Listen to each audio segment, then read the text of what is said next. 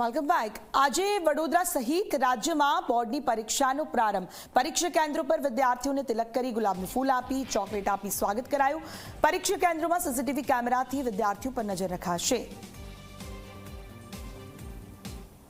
આજે જે પરીક્ષા શરૂ થઈ રહી છે બોર્ડની, એમાં 10મા ધોરણની અંદર 47,300 વિદ્યાર્થીઓ આશરે અને 12મા ધોરણની અંદર વિજ્ઞાન પ્રવાહમાં આશરે 7,000 અને સામાન્ય પ્રવાહ વિજ્ઞાન પ્રવાહ સામાન્ય પ્રવાહ બંને મળીને આશરે 28,000 વિદ્યાર્થીઓ પરીક્ષા આપી રહ્યા છે। એમ જિલ્લાની અંદર 75,000થી વધારે વિદ્યાર્થીઓ પરીક્ષા આપી રહ્યા છે। તે અંગેની તમામ તૈયારીઓ પણ પૂર્ણ થઈ ચૂકી છે। પહેલી વખત બોર્ડની એક્ઝામ આપી રહ્યા છે 10માવાળા, અત્યારે સવારના સેશનમાં છે।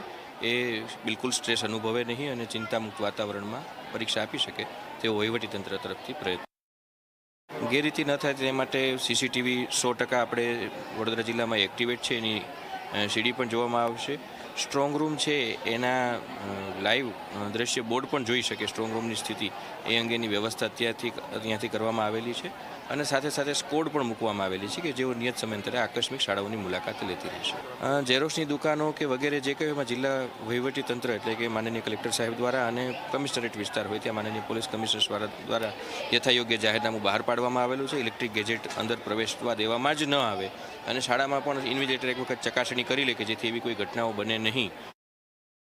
વડોદરા સહિત આખા રાજ્યમાં આજથી ધોરણ 10 અને ધોરણ 12ના બોર્ડની પરીક્ષાનો પ્રારંભ થયો છે અને અત્યારે આપ જોઈ શકો છો કે પરીક્ષા કેન્દ્રો પર જે વિદ્યાર્થીઓ છે તેઓ પહોંચ્યા છે, તેમના વાલીઓ પણ તેમને મૂકવા માટે આવ્યા છે।